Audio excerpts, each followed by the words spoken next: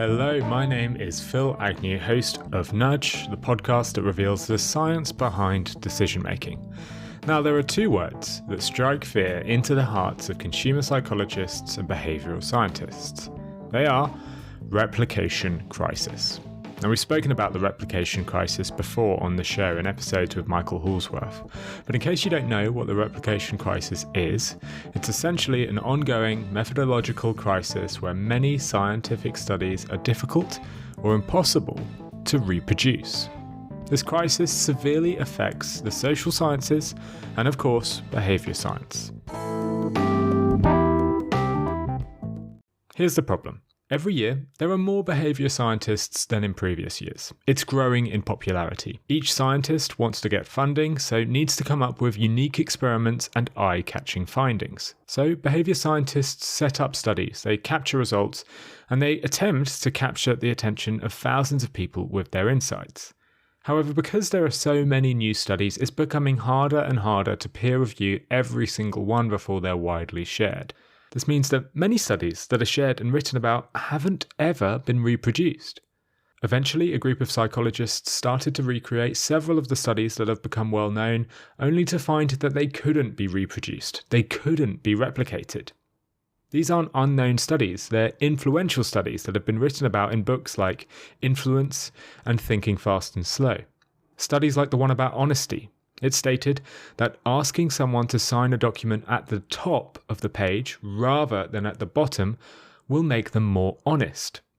That study? It couldn't be reproduced. The priming study that stated that people will walk slower after they read words that relate to old people, words like pension, care home, and Florida, that study couldn't be reproduced. In fact, many priming studies couldn't be reproduced. That's one to look out for. There's even one study that I've referenced dozens of times. It's Iyengar's jam study, which suggested that jam sales increase if the options are limited. Scientists have even struggled to reproduce that. Now, this is something that I've been struggling with for a while. I've spent 2.5 years talking about all of these studies, but I haven't actually tried to prove if they work. I haven't run tests on my own and shown you the results. I haven't replicated the ideas that I preach. So, in this 4-part series, I aim to solve that, or at least make an attempt at solving it. For this series, I'm going to be testing out 4 nudges that I've spoken about at length on this podcast. I'm going to put these nudges to the test, running my own experiments and sharing the results, whether they're good or bad. Now, I didn't want to run these tests in a lab. I wanted to run them in the real world, so I needed something to market. I needed something to offer. I don't own products that I can sell, but I do run this podcast. So I'll use different nudges to try and increase the number of podcast listeners for this show. That's my goal. And if you're a fairly new listener to the show, who knows? Perhaps you were influenced by one of the many experiments that I'm about to share. Over the next 4 episodes, you'll hear about how I sent hundreds of people on my email list a picture of a dog by accident. You'll hear what I learnt after spending almost £500 on LinkedIn, Google, and Reddit ads. And you'll hear about a nudge I used to train my body to run an ultra marathon. Anyway, that's all to come. Before we get started, one thing to let you know is that I'll be sharing lots of examples in this episode and the next 3 episodes. If you want to actually see the examples I'm talking about, then head to the show notes and sign up for the mailing list. Once you sign up, you'll get taken to a page that has all the details that I'm talking through, including pictures of the ads I've run, screenshots of the nudges I've used, and links to the data that I'm sharing. If you've already signed up to the mailing list, then no problem. You'll have an email from me in your inbox with all of this information. If not, go and sign up now. So, let's get started.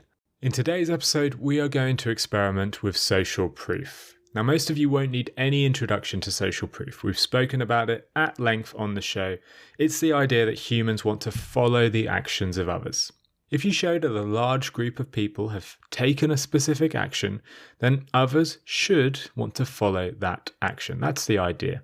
The original study on social proof was conducted by Robert Cialdini in an Arizona hotel room. To encourage guests to reuse their towels in their hotel rooms, he created a social proof message.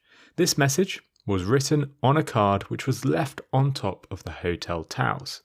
Now, the social proof card said, most guests in this hotel reuse their towels. Upon seeing this message, 44% of guests reused their towels. It was successful and it beat the control, which was left on the other 50% of the rooms, which said, help us save the environment and reuse your towel. That card, well, it was much less successful. Upon seeing that, only 35% of guests reused their towels. So that's a 25% uplift due to social proof. So, does this nudge replicate? Fortunately, it appears it does. There is solid evidence that it works. David Halpern and the Behaviour Insights team who work with the UK government, they added a social proof line to a HMRC tax collection letter. This line said, the great majority of people in your area pay their tax on time.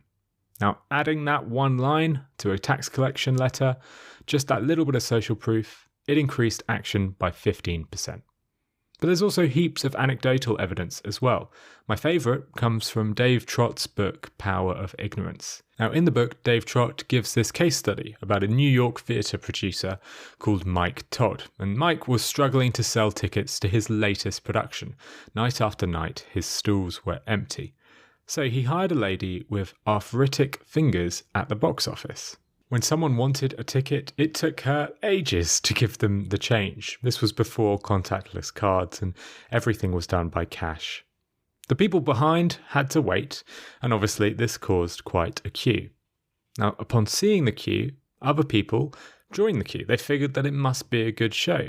The queue got longer, and people passing by decided that they couldn't miss out, so they joined the queue as well. Now, the product hadn't changed one bit, but the queue itself drew in sales, and the stalls were filled night after night. That's social proof in action. But will it work for my podcast? Will it get people to listen to my podcast? I decided to start with a simple experiment. I just wanted to test if the nudge worked, nothing too fancy. So I sent 2 emails to the students I had on my Science of Marketing course. The goal of this email was to add the students to my podcast mailing list so I could send them an email every time I published a new show. The real thing I needed to do here was minimize the number of unsubscribes. I didn't want people to leave my mailing list when I transferred them over to the podcast mailing list. So I created 2 versions of this email. The body of the email was identical in each version. Both talked about the benefits of being on my podcast email list. The only thing I changed was the subject line. In the control, I wrote, "Want to receive scientific marketing insights straight to your inbox?" And then in the social proof version, I wrote, "Most students on the Science of Marketing course are signed up for weekly insights. Are you?" Now, the social proof bias tells me that this version should work better. After all, it highlights that most people on the course sign up for my mailing list, so surely others would do the same. But this version, this social proof version, it actually didn't work. In fact, the social proof version was awful. First of all, people were almost 2 times less likely to open the email with the social proof subject line. But even worse, the social proof version led to a 4 times increase in unsubscribers. This was, to put it lightly, a pretty devastating start to my experiments. Not only had I failed to replicate a pretty reliable nudge, I'd also lost a bunch of subscribers. Yet, this is the whole point of the replication crisis. We need to run these tests to figure out if the nudge works in the context that you're testing it in. Obviously, for me, in this context, it didn't. Looking back on it, I think my failure was that most people who I emailed took the Science of Marketing course months ago, if not years ago. They probably didn't identify as Science of Marketing students, so they didn't feel compelled to follow the actions of other students and sign up. In the control, however, the copy was more straightforward, asking marketers if they want scientific marketing insights in their inbox. I think that's why it worked a little better. But I was still certain that social proof could help grow my podcast audience, so I tried again. For the next experiment, I tried changing the subject line of my email again. But to make it a fair fight, I kept the control as similar as possible to the social proof variant. So the subject line for the control was New Nudge, Episode 55, Why Brands Should Flaunt Their Flaws. However, for the social proof variant, I added an extra bit of text to the end of the subject line. It said, "New nudge, episode 55, why brands should flaunt their flaws," then in brackets, plus 100,000 downloads. This little bit of social proof referenced the fact that the podcast that week had hit 100,000 downloads. I hoped it would encourage more people to click the email and to then listen to that new podcast. Fortunately, this one did work. The open rate went from 22% to 28% for the social proof version. And the click rate, which essentially means the actual number of people who are listening to the episode, that doubled. It shot up to 8% for the social proof version from 4% on the control. It was a bit of a relief to see the nudge actually having an effect, and it taught me an important lesson. To get reliable data from your experiments, make your control and your variant as similar as possible. Honestly though, I actually wasn't too surprised when this nudge worked. After all, the desire to follow the actions of others is something that's innate in all of us, and it's visible from a young age. One study showed that young children who were afraid of dogs could overcome their fear simply by watching another small child play with a dog for 20 minutes a day. After only 4 days, 67% of the children that were scared of dogs, they were willing to climb into a playpen with a dog. And this held true for months after the initial experiment was run. In fact, the researchers found that the children didn't even need to watch other children playing with dogs in person for the effect to take hold. Simply showing children videos of other kids playing with dogs did the trick. But there's an important lesson here.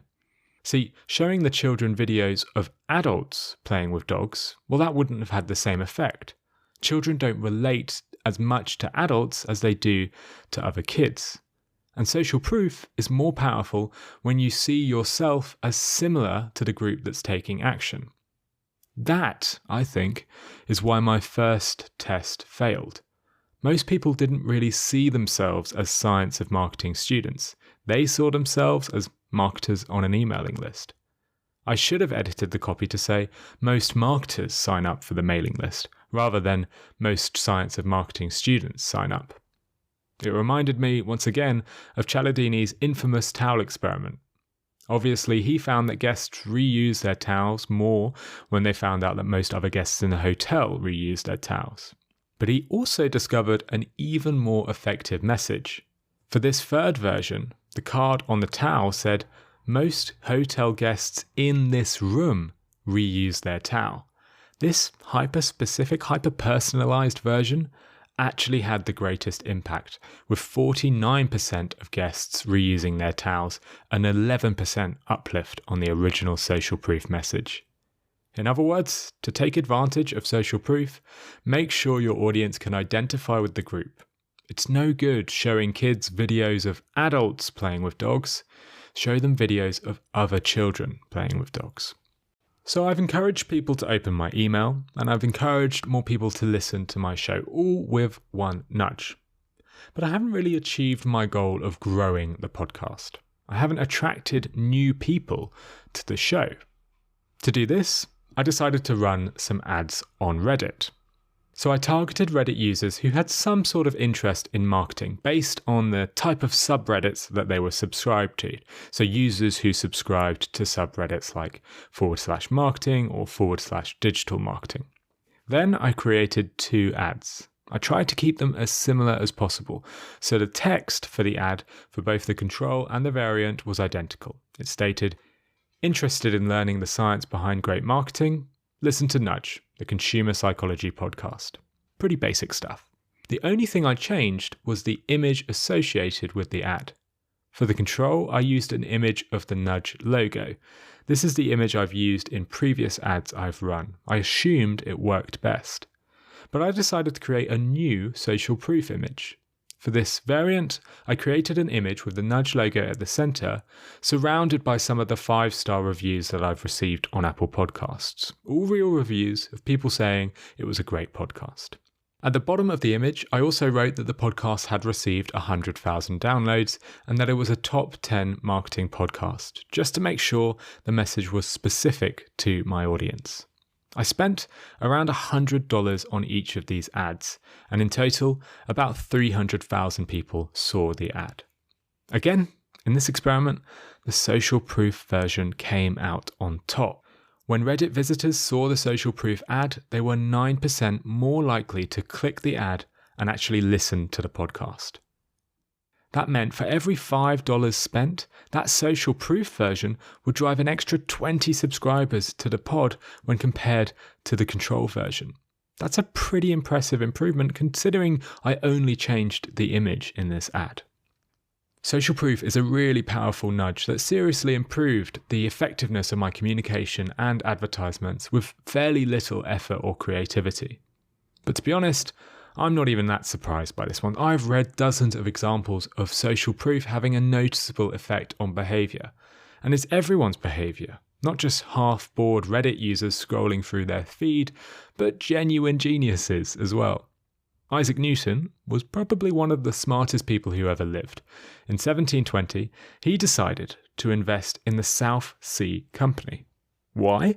Because it was the hottest stock in England. Everybody with money was investing in this company.